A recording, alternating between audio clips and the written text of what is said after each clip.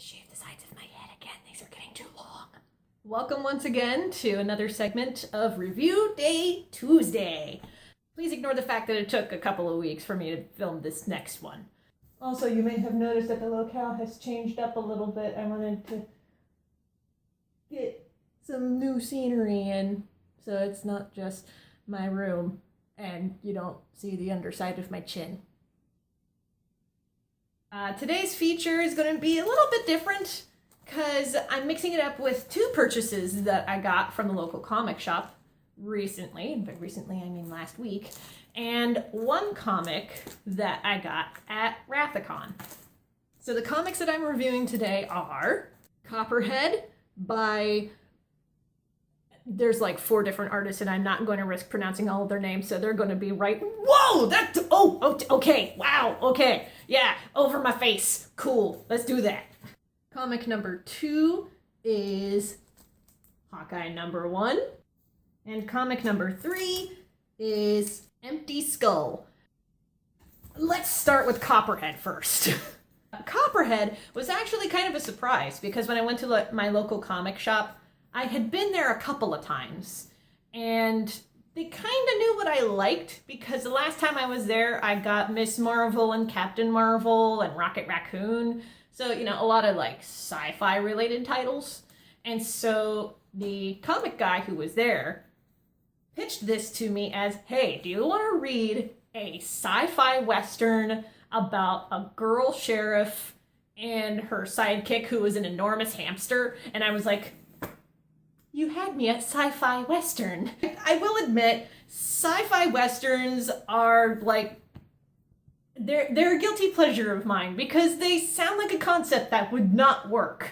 Westerns are kind of like this romanticized thing, and then sci-fi is a romanticized thing. Actually, they both work really well. Anyway, Copperhead. This is actually a newer title by Image. And in fact, it was published March 2015, so it's like new, which is why I had never really heard of it. It is exactly how the guy pitched it to me. It is about a woman sheriff and her sidekick, this guy. He is just a trip and a half, and I love him to pieces. One thing that I will give this comic is not only is it wonderfully written, and I'll get to that in a minute, but just, I'm going to flip this in front of you because look. It's a rainbow of colors! You would never think that sci-fi western would be a rainbow of colors, but it is. The majority of it takes place on a desert planet, but they still put a whole bunch of color in this thing. Not just like in the surroundings, but also just the aliens in this world that the comic takes place in, because it doesn't take place on Earth. It takes place on like another colonized Earth. Let's talk about the story a little. The setting of this comic is that there was some kind of a war between humans and these anthropomorphic alien creatures, and it's implied that the humans won, but they still kind of cohabitate on the same planet. But at the same time, there's a third race of people that humans call Arties. Arties are artificial humans. They were originally created to fight in this war on behalf of the humans. And lead lady here is not overly fond of them. She thinks that they should have been decommissioned like ages upon ages ago, and they really haven't. This first issue follows a murder mystery. It's actually a really nice self-contained story within this volume. It's not very thick. One thing I will give this book credit for is that with a setting like this, it's really, really easy to make characters that do nothing but point out the fact that the sheriff is a woman. They do not do that in this comic. Thank God, I am so tired of that trope. I am so tired of comics and movies and media that if there is like a woman as a sheriff or as a boss, I hate it whenever they bring her gender up many times. Like, oh, she shouldn't be able to do that, she's a woman, or how dare she be a woman and do this thing. Would you stop doing that? I am tired of that. It is a tired fucking trope. Stop it! Okay, I'm done. Sorry, I get really passionate about that, but this does not do that. Thank Jesus. They approach her like she is a human being, which she is amongst aliens, and that's totally okay. I am fine with this. I would really recommend this book. It's called Copperhead. This is volume 1. It is available at your local comic shop, and if not, you can probably just get it on imagecomics.com. So there you go. Hawkeye by Jeff Lemire, Ramon Perez, and Ian Herring. Okay. Yeah, Ian Herring helps out Ramon Perez with the coloring in this issue. Let me just say right off the bat, this is one of the most visually stunning Marvel comics that I have seen on the shelves in a long, long time. They worked together previously on Tale of Sand, which was put out by Archaea Comics, which if you haven't read that one yet, read that one first before you read this. It's based off of a Jim Henson play. That alone is worthy. I'm not gonna lie. Part of the reason that I picked this comic book up was because I saw Perez's name attached to it, and I am a huge fan of his work. I loved Tale of Sand. I love his webcomic Kukuburi. And I was like, okay, I'll give this a try. I've not really read Hawkeye, but, you know, it's issue number 1. The entirety of the story switches back and forth between flashback scenes and what's happening presently. And the two are artistically rendered differently, which works. Like, the flashback scenes? Look upon this layout and weep! I cannot get over how beautiful the colors are in this, and how the dialogue guides your eye around this page. This is brilliant. Those are the flashback scenes, and the present scenes look like this. But oh my god, yes, I love the artistic style behind this. I am not going to lie. I did not read the Hawkeye books before this one came out because apparently Matt Fraction and a bunch of other people worked on the previous line. But even though I haven't read those ones, I still really enjoyed this, and I enjoyed reading it. Not just because of the artwork, because the artwork is beautiful, but it was a fun story to read, and it left off on a cliffhanger that made me actually interested in picking up issue number 2. I'm not going to get too much into the plot of it, but it is switching back and forth between a flashback from when Clint is running away from home to the present day where Hawkeye and Kate are working in a gig and infiltrating a Hydra base to try to find some weapon thingy-madoob that S.H.I.E.L.D. sent them to find. So if you like action comics, give this one a try, because it's a visually pleasing action comic. It's gorgeous. And finally, book number 3.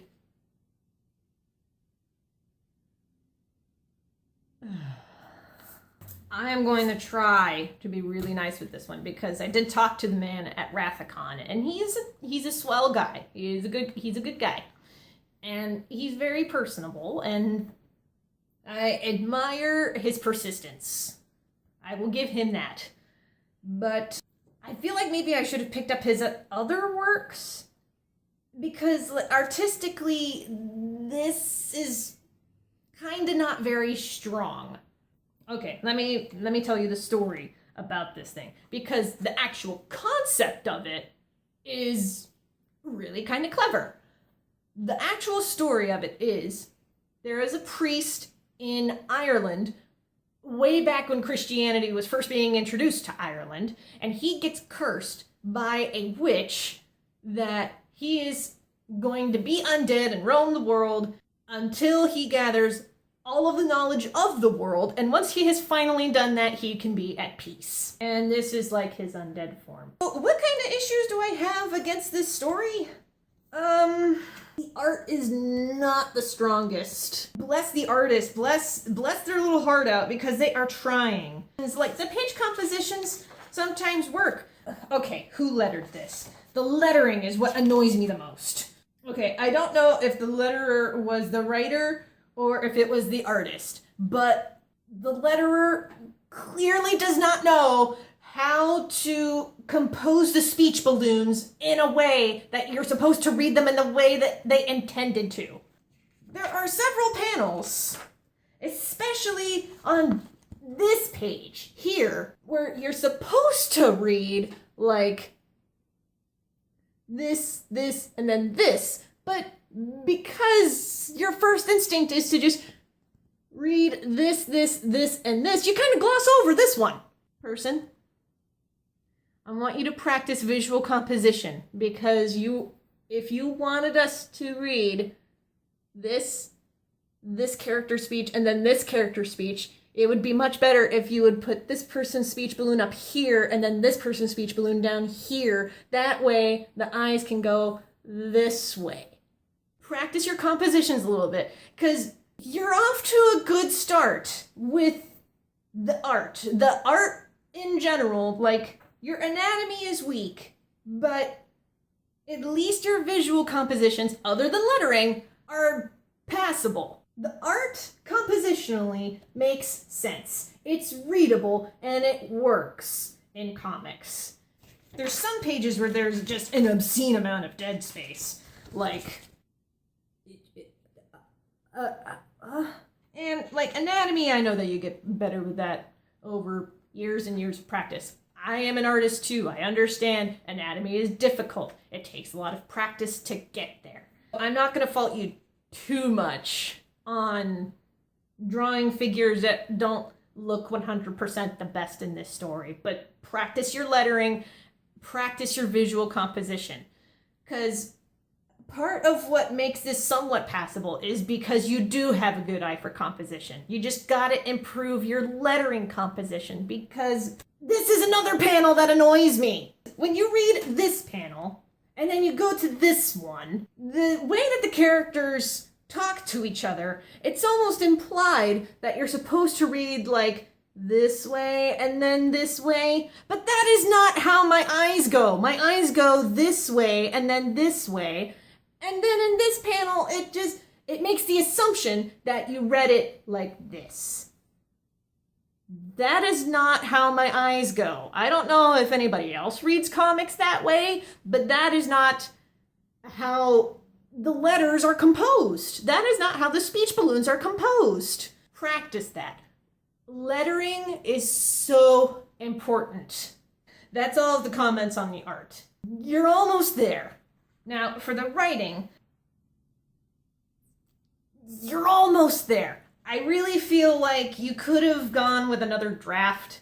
The motivation for the witch casting a curse on the priest himself is weak. I feel like you could have developed that a little bit more, because like in the story itself, it's like, oh, I'm going to cast a curse on you because you tried to baptize my granddaughter. I'm not sure that's reason enough to condemn a man to undeath. I really feel like it could have benefited from another draft, because this is an interesting concept and it can go places. I'm just... That's the thing about this comic. It's like, it could have gone places, but there's a lot of going on right now. It's the first issue, and I'm interested enough to pick up issue 2 and see if maybe the artist learned from the mistakes, if the writer has developed the characters any further or anything like that. But as is, I feel like both the writer and the artist could have used a little bit more practice before making this comic into an actual printed edition. That's my feelings on the matter. If this is up your alley, then there's a link in the doobly-doo to buy your own copy. Man, I got really impassioned in many places during this review. I hope that you liked it. Please hit the like button if you liked what you saw. Please hit subscribe. I'm going to do my best to update more often. If you want more information about what I do, the comics that I make, the comics that I have reviewed so far, you can go to my website here and find out more information. That's it. Whew. Okay. Thank you for watching. You are awesome.